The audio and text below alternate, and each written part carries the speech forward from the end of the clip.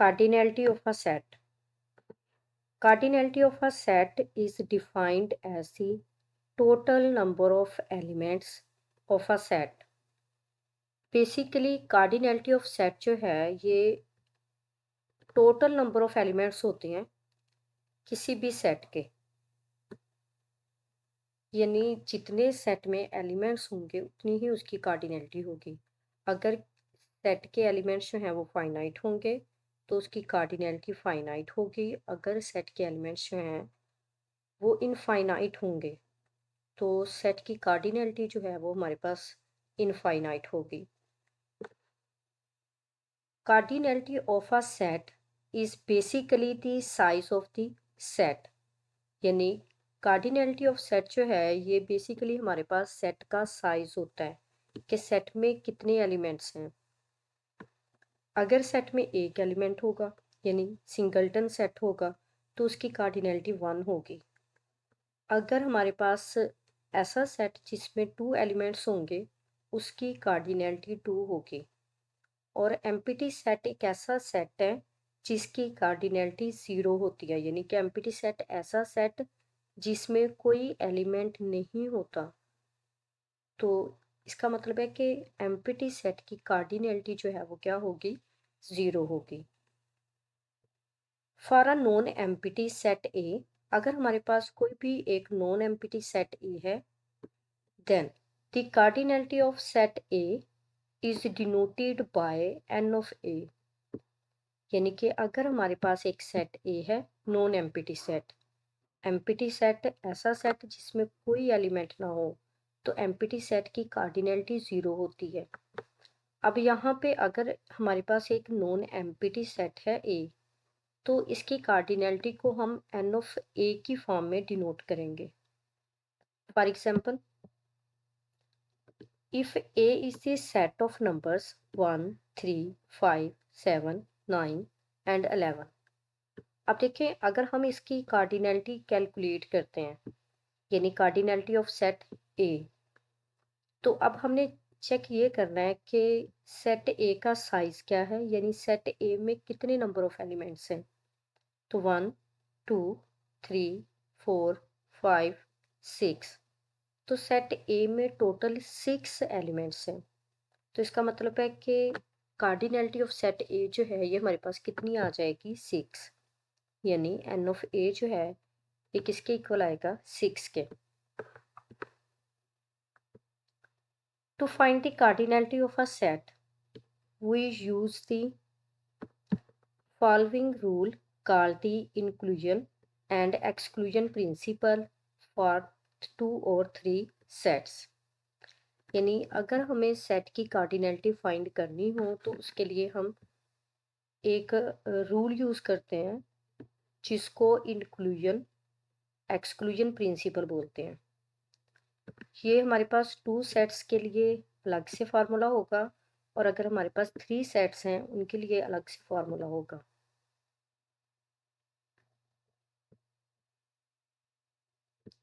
Principal of inclusion and exclusion for 2 sets, यानी अगर हम 2 सेट्स के लिए इंक्लूजन एंड एक्सक्लूजन प्रिंसिपल देखें तो इसके लिए ज़रूरी है कि आपके पास सेट 2 सेट्स की बात हो रही है ना, तो उन 2 सेट्स का फाइनाइट होना ज़रूरी है।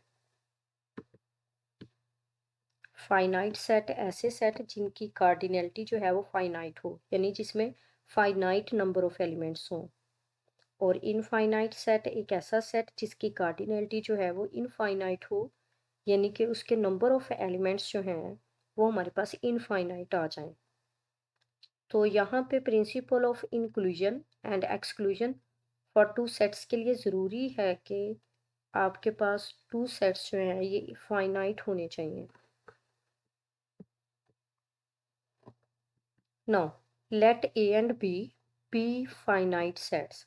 यहाँ पे मैंने लेट किया कि ए और बी जो हैं ये मेरे पास फाइनाइट सेट्स हैं।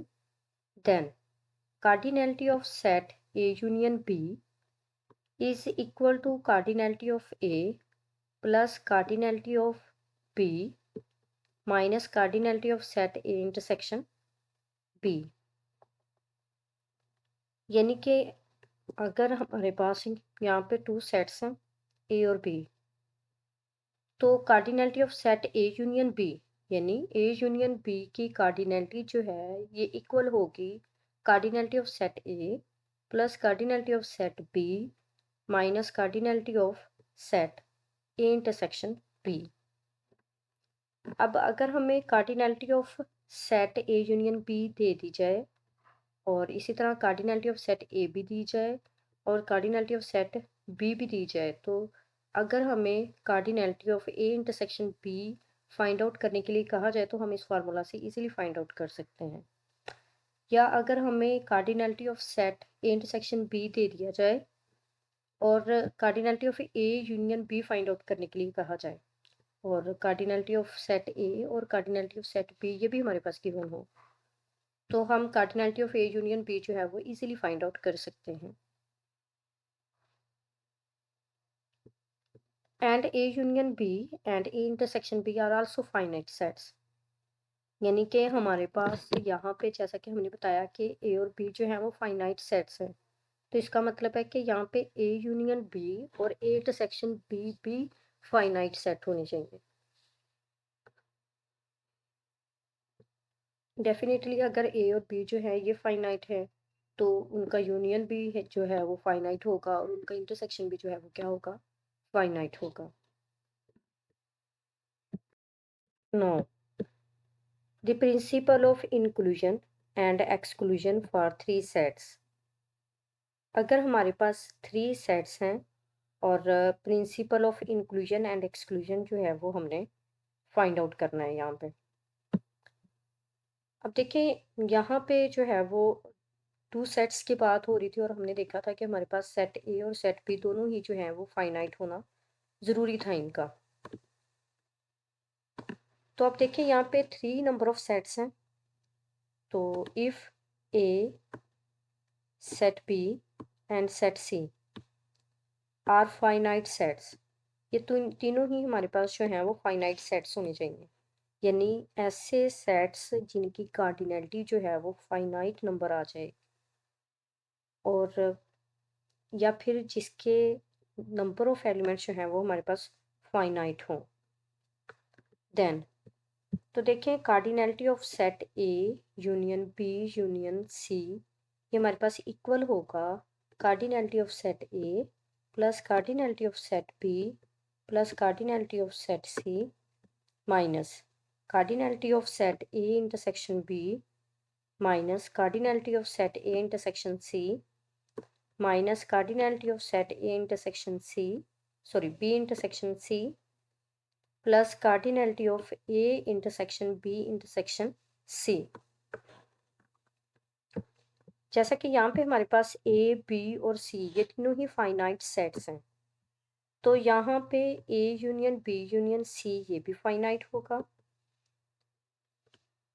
ए इंटरसेक्शन बी भी फाइनाइट होना चाहिए और A intersection C B intersection C B और इसी तरह A intersection B intersection C B ये भी फाइनाइट होने चाहिए। यानी हमारे पास principle of inclusion and exclusion चाहे वो टू सेट्स के लिए हो चाहे वो थ्री सेट्स के लिए हो, तो उसमें सेट्स का फाइनाइट होना ज़रूरी है।